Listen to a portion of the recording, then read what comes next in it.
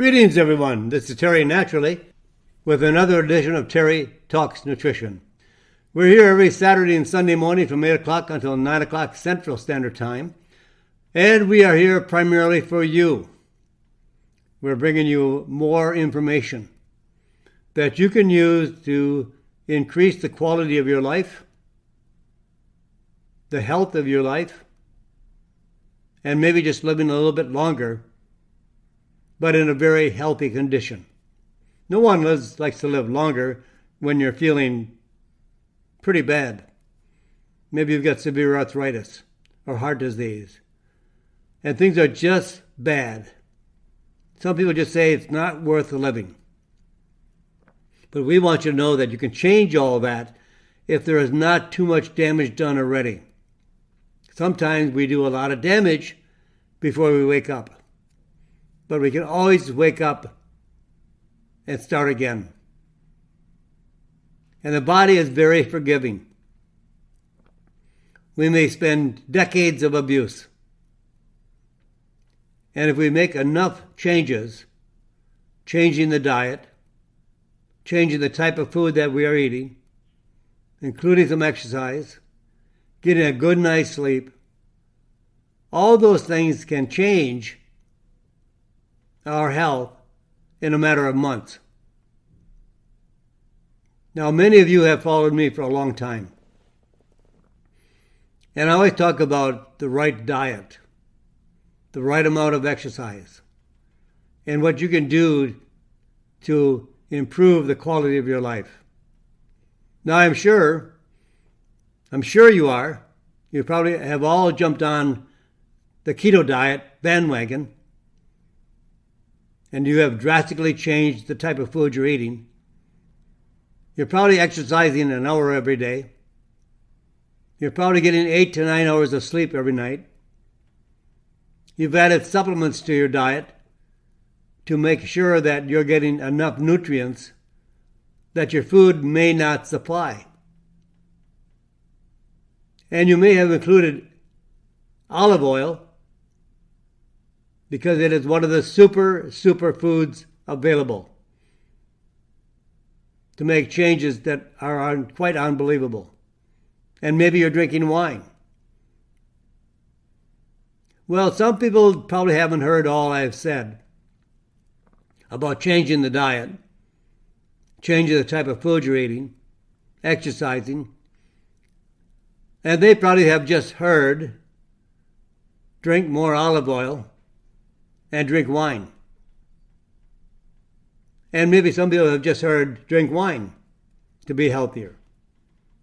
Well, there's a little bit of truth in that because wine is a very healthy food. It's the liquid of the grapes. And red wine especially. It contains all of the grape, including skin and seeds. But I recommend for men 2 6-ounce glasses of wine a day or less, and women 1. But maybe you've just heard, oh, he likes wine. And so you bring it up to 4 or 5 glasses of wine a day. Or maybe you don't drink wine all week, but then you drink a bottle or 2 on the weekend. Everything in moderation, including moderation. But you can make tremendous changes in your life. There is no hopeless cases. And if you feel hopeless, that is just putting a downer on your ability to recover to a better level of health. You're not too old. You're not too out of shape. You're not too overweight to begin a health journey that will absolutely change your life. You can change. But you can't stay on the same diet that you have been following that has gotten you overweight, maybe obese, and in all the bad shape you are in. You have to make some wholesale changes, drastic changes. They're not drastic for some people. I completely follow the ketogenic diet. I exercise every week. I get 8 to 9 hours of sleep every night. I feel fantastic. So we can make huge changes. Don't give up. Nothing's impossible. You can make changes, but they have to be completely changed from where you are now. You can't keep doing the same things over and over again and expect different results. Some people say that is the example of insanity. You've got to make changes. Change that diet. Change the level of exercise. Don't spend your time on the couch eating potato chips and watching soap operas. You got to do something different. So I'm going to encourage you. As long as you stay with me, I'll stay with you. And I'll encourage you every week to make changes. It's up to you. It's all a matter of choice. I can't choose anything for you.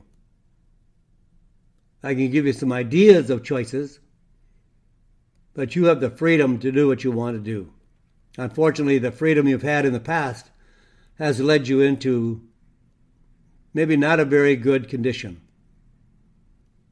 But you can change that. So wherever you are in life and you're not happy, then we can make changes. So today, we have a whole lineup of topics to talk about. In fact, we're going to talk about your dog today. I have a beautiful Australian Shepherd. Her name is Bella, and she's just the sweetest little girl you could find anywhere. And she does not have anxiety.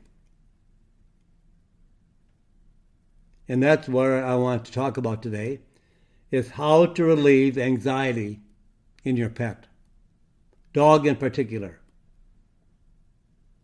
We'll talk about sodium fluoride, a toxic chemical that's added to city tap water.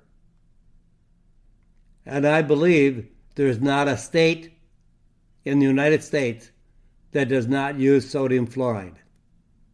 I could be wrong, and if you know a state that does not use sodium fluoride, let me know. But I'm pretty confident that it's pretty widespread. And sodium fluoride is a toxic chemical, and is one of the reasons that many people suffer from low thyroid, underactive thyroid. We'll talk about mislabeled melatonin. I love melatonin. I take 20 milligrams before I go to bed at night. I sleep so sound, so deep, so dreamy that I don't want to wake up in the morning. Oh, this is so good. But, well, when the clock says so, it's time to get up. But it is really a deep, wonderful sleep. We'll talk about sexual support for women. No, guys, not you. Maybe someday we'll have a topic where we'll help the men have a better sexual support. How to relieve libido, how to improve libido, how to improve an erection. You know that it's high as 50% of men between the ages of 30 and 70 cannot have an erection. The age is going down lower and lower all the time. And we'll talk about how to reduce the side effects of cancer treatments, chemotherapy, by using curcumin. And we'll talk about the herb of the day. That herb is called milk thistle. So I have more. No sense telling you what's coming. I probably won't get through all of them anyway, because I like to give you a full description of the topics to make sure you have all the information you need in order to make those changes. What causes stress on your dog? Well, let me tell you some of the stress conditions that drive your dog up the wall. Riding in the car. Oh, Bella loves to ride in the car. She gets 2 car rides a day, about an hour each time. She's got her head hanging out the window. She's looking at everything. And she is so, it's unbelievable. When I'm driving, sometimes she's lying down, curled up on the front seat. I have her harnessed in. And when I put the blinker on, she perks up and stands up to see where we're going to go. Or if I just don't even turn on the blinker and I just turn to go through a roundabout, which I should still signal, she gets up because she feels the car is changing and she wants to see where she's going. Unbelievable. She loves to ride in the car. Fireworks and thunderstorms cause all kinds of anxiety for dogs. Going to the groomer, being groomed, being with somebody they don't really know. Going to the vet. They just don't like somebody else handling them or poking them, pinching them, all in good nature. And they also don't like to be left alone in the house. They have separation anxiety. Or staying at the kennel, boarding. Or having a guest in the home. Or someone who comes to the door. Or a workman who wants to do something in the house. They just don't like their territory disturbed. And here are some of the signs of an anxious dog. Excessive panting, yawning, pacing, hiding, barking, destructive behavior, and urinating or defecating in the house. All of these are associated with anxiety of your pet. So how can you reduce your dog's stress? Well, one is exercise. Just make sure you get outside with your dog often enough to go for a long walk. Just like humans. The cortisol, which is a hormone produced by the adrenal glands, those cortisol levels increase.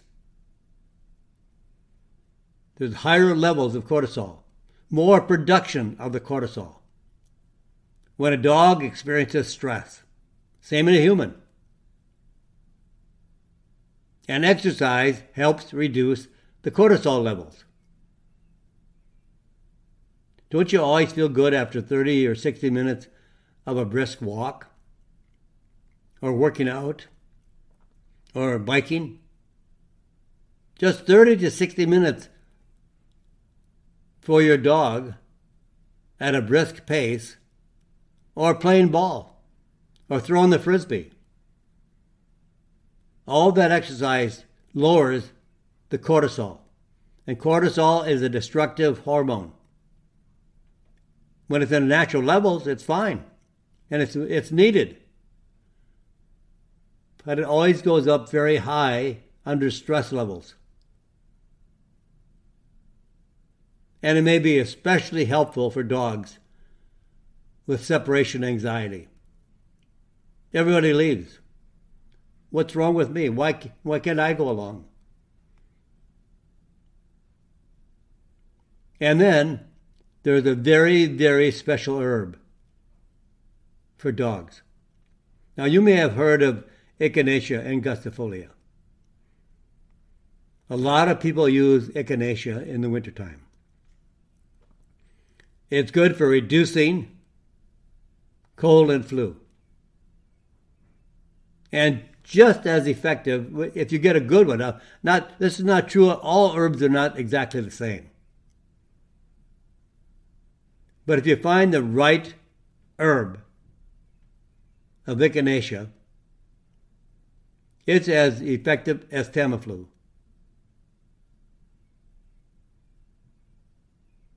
But that's for cold and flu. But drugs are one molecule, just one little simple molecule. Because when they develop a drug, there has to be so much research behind that drug, not only for what it does, but to prove the efficacy and the safety of that drug. It has been estimated that it takes 10 years from the beginning of the drug research to when it is sold as a prescription drug. 10 years at a cost of about $1.5 billion. But now all plants contain hundreds, if not thousands, of molecules and different compounds. Now, when you use Echinacea for cold and flu, that's based on the polysaccharides, sugar molecules that are found in Echinacea. But when you use it for anxiety, there are compounds in Echinacea that are extracted out of the plant that are called the alkaloids. These are plant compounds that trigger receptors in the brain associated with calmness. In studies, animals that received the Echinacea based on the alkaloids were calmer and were able to ignore events that would normally induce stressful behavior. It works quickly. Sometimes the effects can be within 30 minutes. And no significant side effects or adverse events. Now the dosage, when you take it for cold and flu, and it's based on the polysaccharides, you take maybe 250 to 500 milligrams several times a day. But when you're taking the compounds called alkaloids that come from the same plant, you only need 20 to 40 milligrams before a stressful event, or if you have ongoing anxiety, where the dog never calms down, you can use it daily. You don't have to wait for a stressful event.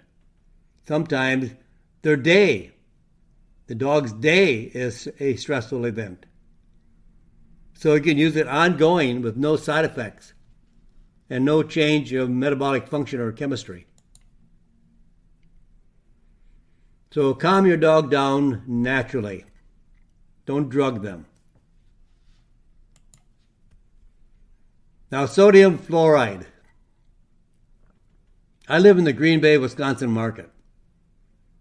And fluoride was added to city water back around the 1950s.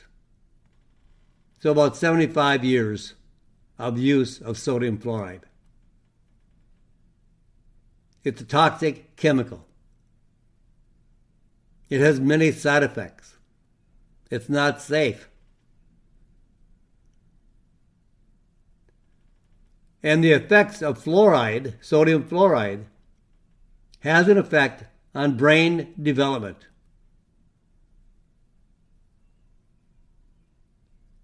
Previous studies have assessed brain development in children born to mothers who lived in towns and cities with fluoridated water.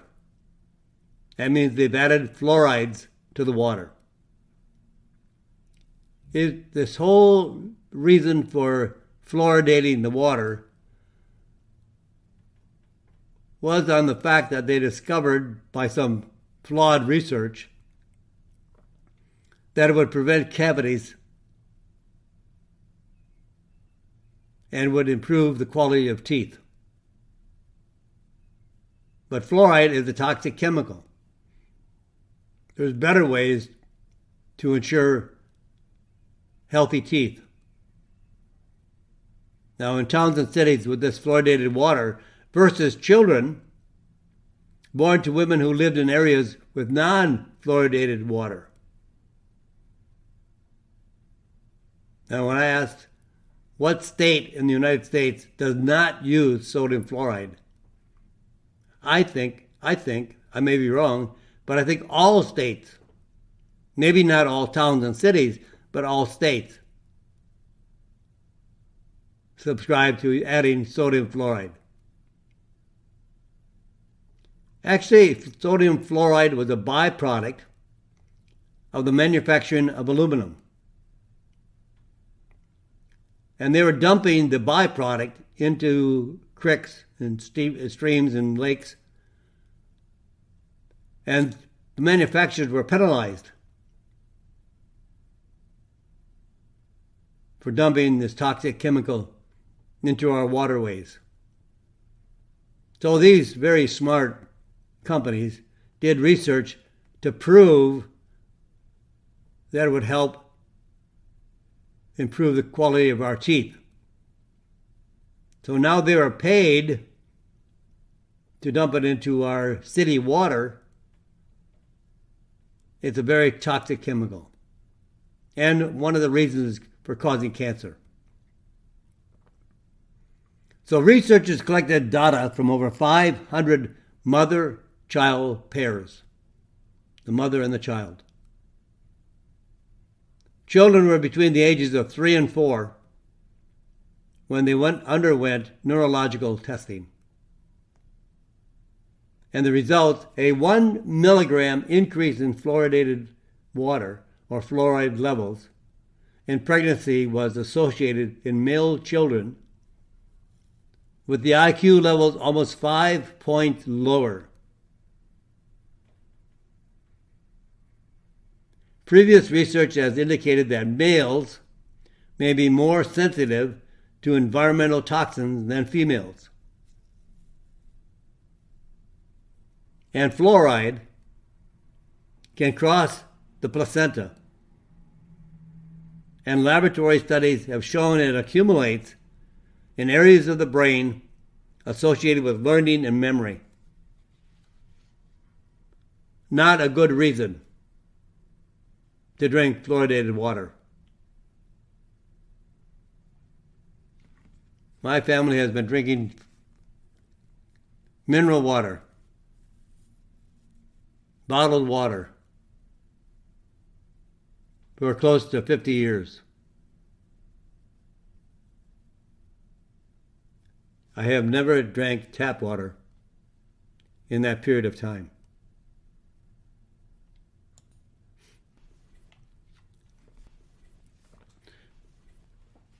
You know, I'm not a real fan of gummies. Why would we want to take a sugar-laden gummy for our health? Gummies are like candy.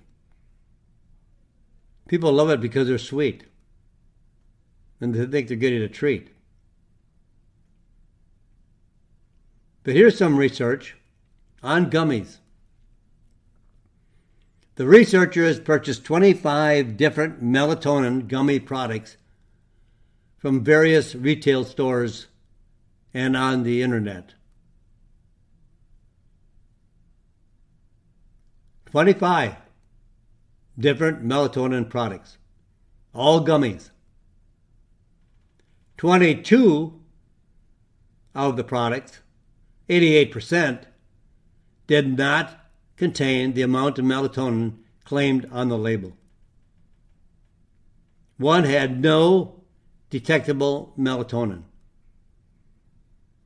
One had over 3 times as much melatonin as claimed. Well, how do you find a reputable melatonin product? Or any type of supplement? Many supplements are adulterated. They are actually spiked with drugs because the drugs are very powerful, but major side effects. But they are put into supplements for the user to get phenomenal results in a day or two. But it's not the supplement that's doing it, it's the drug that's doing it. And you're going to have side effects from the drugs. So you have to be very careful what you purchase. So the best thing is to go to an independent health food store for guidance. They are very, very open to very excellent products on their shelf. They don't stock junk. And talk to the store clerk or the owner of the store. Ask questions. You can't ask questions online, so you just don't know what you're buying. Like grapeseed extract is the most adulterated supplement in the world, as well as melatonin, boswellia. They are tainted and adulterated so that they can lower the price and have more people think they're getting a bargain, but they're not getting a bargain. They're getting junk. So I have to pause here, my friends. I'll be back in just a moment. Don't go anywhere. We've got a lot more coming up right here on Terry Talks Nutrition. I'm Terry Naturally. And welcome back, my friends. This is Terry Naturally. We're back here with Terry Talks Nutrition. We're here to the top of the hour with lots more information coming up your way. We're going to be talking about sexual support for women. We'll be talking about reducing the side effects of cancer. As cancer is treated, cancer actually is a very serious condition treated by harsh drugs. But there are ways to reduce that side effect of those cancer drugs. We have a lot more coming up for you. So stay right where you are. We will share all this information with you right here. So let's talk about sexual support for women. What product do you think? It's an herb. It's sometimes called Indian ginseng. Because in India, they don't plant ginseng. It doesn't grow wild. It's not a species found in India. But there is an herb that is very well known in India that has many wonderful, fantastic properties to improve our health. One of my favorite herbs. And that is ashwagandha. ashwagandha.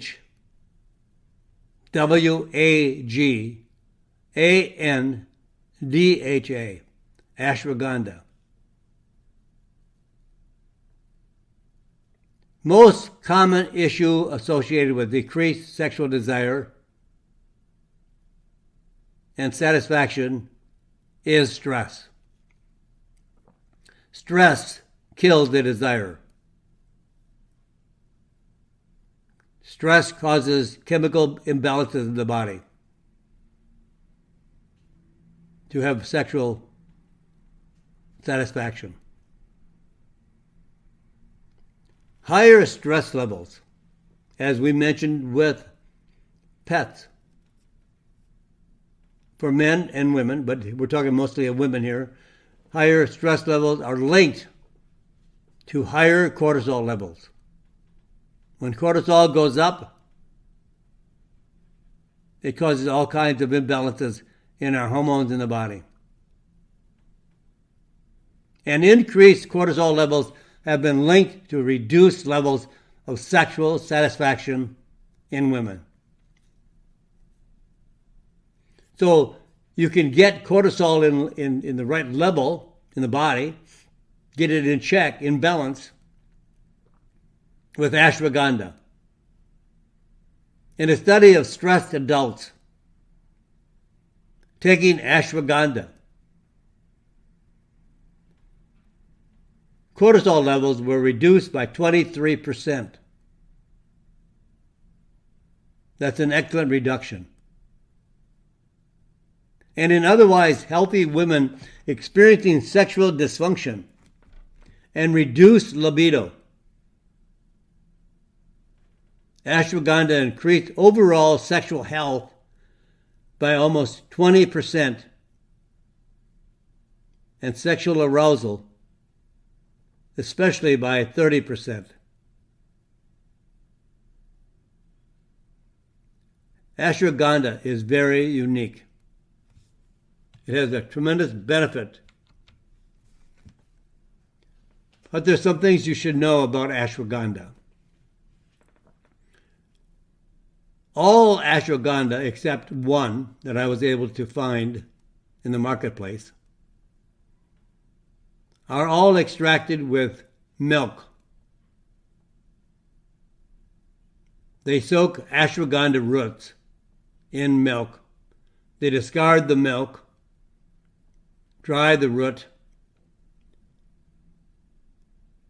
powder it, encapsulate it. It's not standardized. So it typically contains about 2%, maybe up to 5% of the key compounds that are found in ashwagandha. They are called flavonoids. But the most recent research has used higher standardization, not with milk, but with water and alcohol, and that has been able to find a standardization as high as 35%. It's an ashwagandha that is 7 times more powerful than typical ashwagandha. I would suggest taking about 150 milligrams of ashwagandha 1 to 3 times daily. It has no known side effects.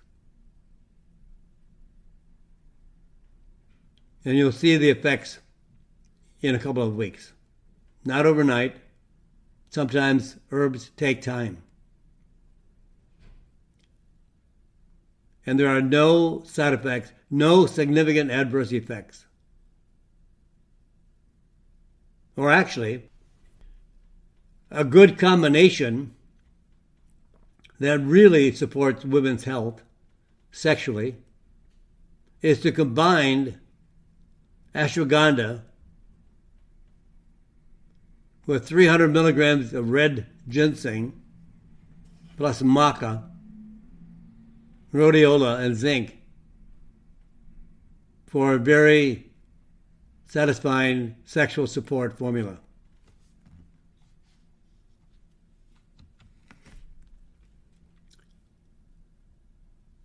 Reducing the side effects of cancer. Not of the cancer itself, but of the treatment.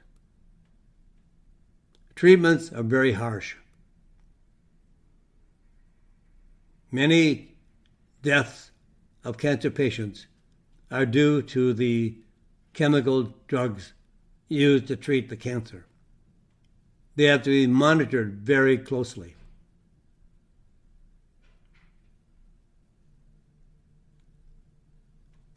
It's a really difficult choice to make.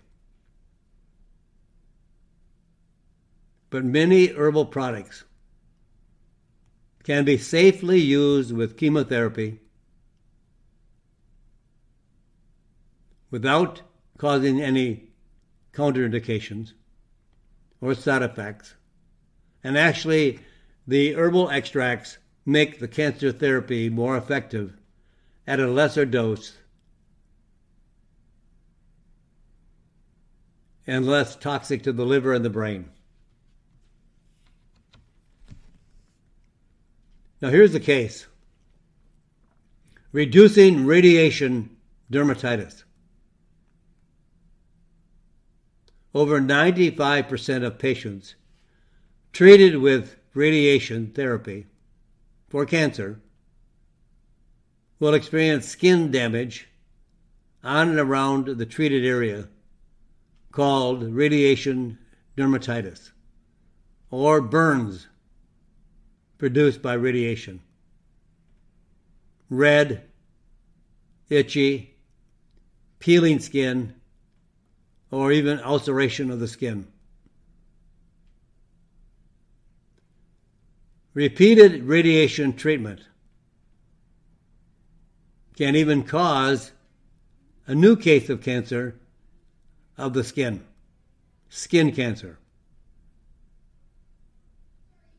Several published studies have tested the ability of curcumin to prevent radiation dermatitis.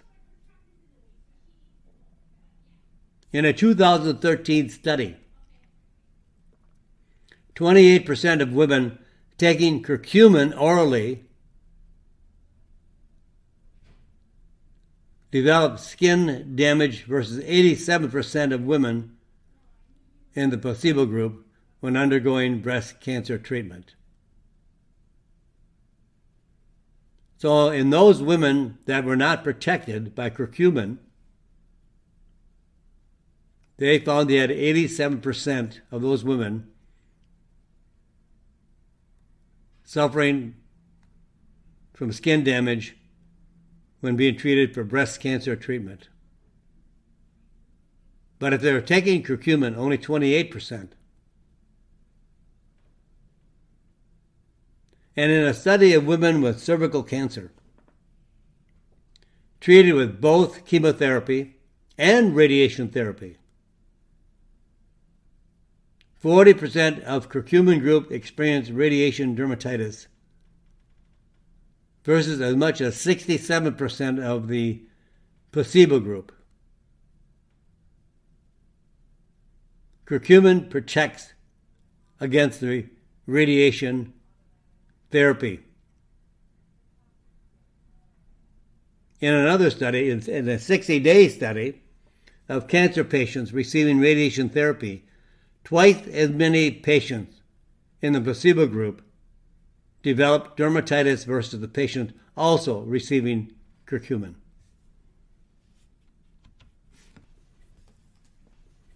Now, I'm sure many of you have heard about curcumin.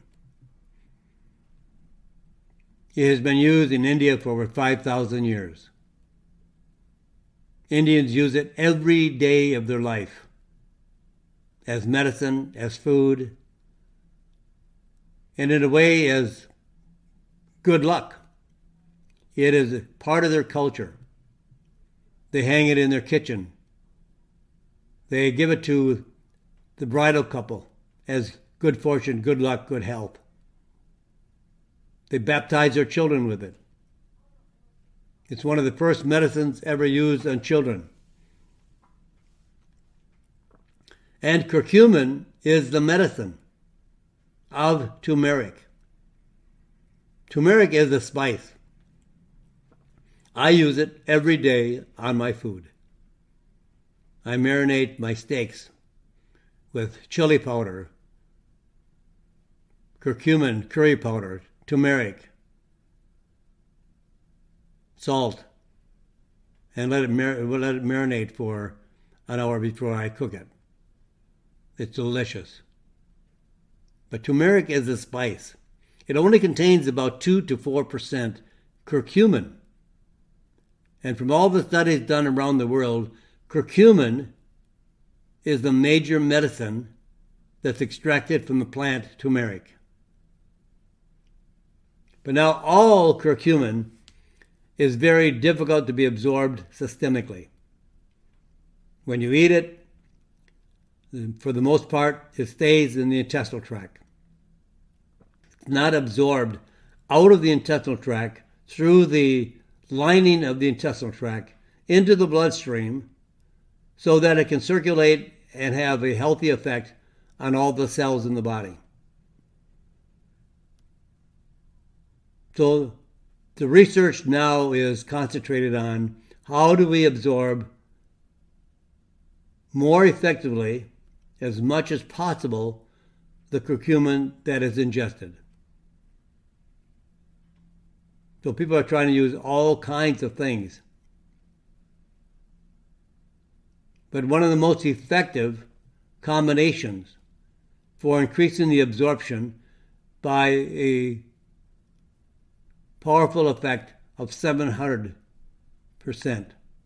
7 times. And that is by mixing curcumin with one of its other ingredients called turmeric essential oil. The turmeric essential oil, bound to curcumin, is a very safe and effective way to ensure absorption. Much, much more effective than without the turmeric essential oil. And it is very pure. I've had people ask me, I read an article about turmeric and it contains oxalic acid. My doctor does not want me to have oxalic acid in my diet. But curcumin is purified. It doesn't contain any of the oxalic acid, only in the turmeric. And that causes side effects. Curcumin has no significant adverse effects and had not been shown to interfere with any effectiveness of radiation therapy. It is very, very safe, non-toxic, does not interfere with radiation therapy, but prevents skin damage. So how much would you use? Well, based on the studies, up to 750 milligrams of what is called an enhanced absorption curcumin daily. And in some cases, 2 or 3 times that, depending on the individual and the level of radiation and how long the radiation is applied. You can't take too much. Oh, if you took too much, you might get diarrhea. That might be good for some people. But it does not cause any toxic effects to the liver, to the brain, or any organ in the body. Very, very safe. For many years, as natural alternative herbal medicines were used in Europe, they were studied, very well researched. They had to be standardized. They were registered with the medical societies in Europe. And one that has been used for probably 40 or 50 years in Europe. And that is milk thistle. Milk thistle is known as Silybum marianum. That is the species name. Silybum marianum. Milk thistle is a plant that grows everywhere. It's a thistle. The leaves are a little prickly. and at the very top is a beautiful purple flower. It has been used for thousands of years to cure liver dysfunction. In human clinical trials of patients with liver disease, treatment with milk thistle reduced elevated liver enzymes by up to much as 30%. And in many cases, returning liver enzymes to normal values. Milk thistle has been shown positive results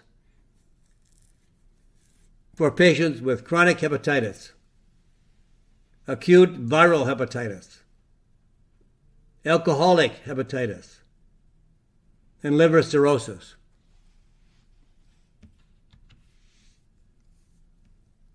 So how do you keep your liver healthy with milk thistle?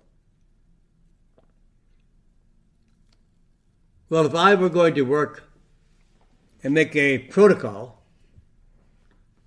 for someone that wanted to improve the health of their liver and improve the structure and function of the liver,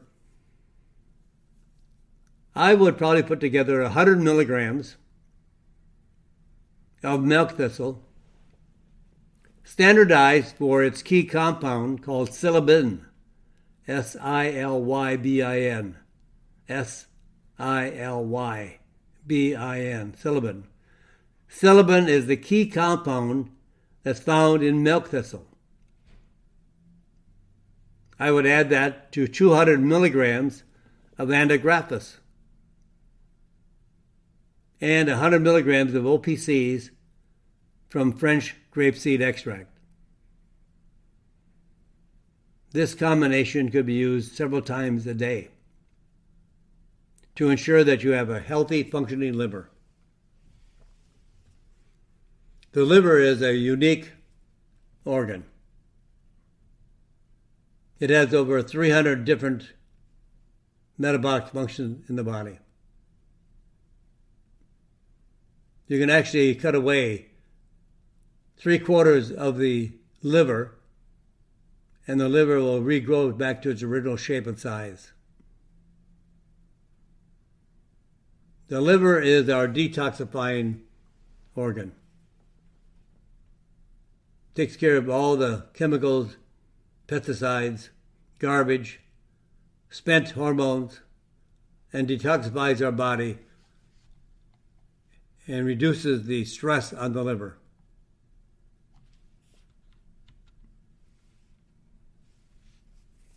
How about 4 unusual signs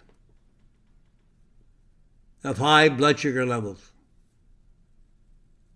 Something that maybe you aren't watching for. But maybe you have a very high blood sugar level and you don't know it. Well, here are 4 signs. Unusual signs, I should say. Because not too many people recognize these signs to be associated with high blood sugar levels, which might be very high.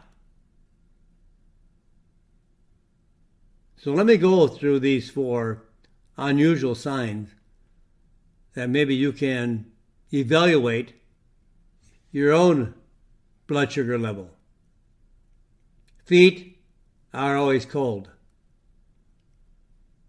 Diabetes increases the risk of circulation problems. Reducing the blood supply to the extremities, so the feet always are cold.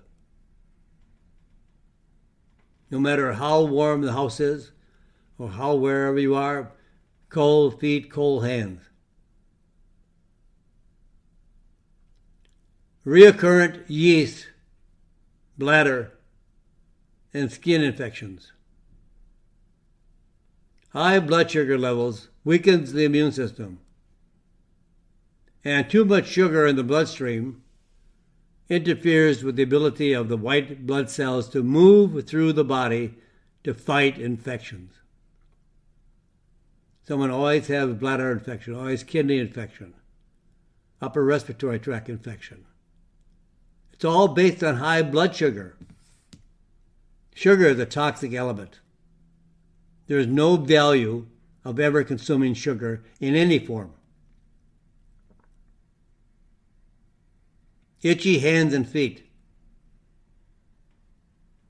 High blood sugar levels damage nerve fibers, especially in the hands and feet, which can then cause burning, numbing, and tingling, itching of the extremities. Dry mouth. High blood sugar decreases the flow of saliva. And lack of saliva increases the risk of tooth decay and gum disease. So watch for these signs. Are these signs that you may be troubled with? That you may have a problem with? Well, by just a little bit of watching your body chemistry and noting some of these 4 unusual signs can give you a clue. Remember, feet are always cold. Any kind of skin infection, bladder infection, yeast infection,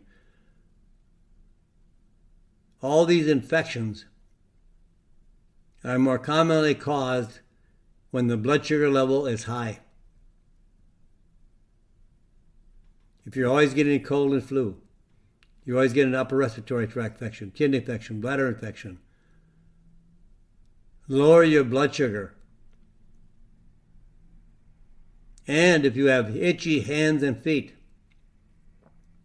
these are reasons to suspect a high blood sugar level. And dry mouth. Always drinking water. Always dry. If I were to throw in a 5th one, always urinating. You have to go all the time. These are all associated with people that have high blood sugar levels.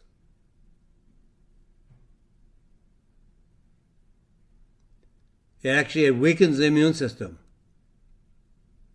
And too much sugar in the bloodstream interferes with the ability of white blood cells to be able to move through the body to fight the infection. So we're at a disadvantage. Sugar interferes with so many metabolic functions. Type 2 diabetes, heart disease, obesity, all these conditions and more from eating sugar. There's no reason to eat any type of sugar at all. And with that, my friends, use this information to make yourself healthier. I don't care where you are. I don't care how old you are. I don't care what condition you're trying to resolve. Diet is your number one medicine. It's the number one food medicine. Change your diet. Follow the ketogenic diet or the paleo diet or the Mediterranean diet. At least make some changes. I love the ketogenic diet. And it's a big change. Not everybody can just jump into it. But try to adopt it slowly over time and don't give up. Include some exercise. Include a good night's sleep. There are good natural sleep aids that can help you sleep better, longer. It's like charging your phone, charging a battery, charging your game. We need to be charged, and we only do that at night when everything is quiet, dark, and we're sleeping. Our batteries are charged. So with that, my friends, I'm all out of time, but I'll be back here tomorrow, 8 o'clock till 9 o'clock Central Standard Time. Say a prayer for this crazy, crazy world. Only God can save this country. God bless you, my friends. And God bless this great country. Thank you for listening to Terry Talks Nutrition Weekly Show. Don't forget to subscribe and leave a review on your favorite podcast platform, including Apple, Google, and iHeartRadio.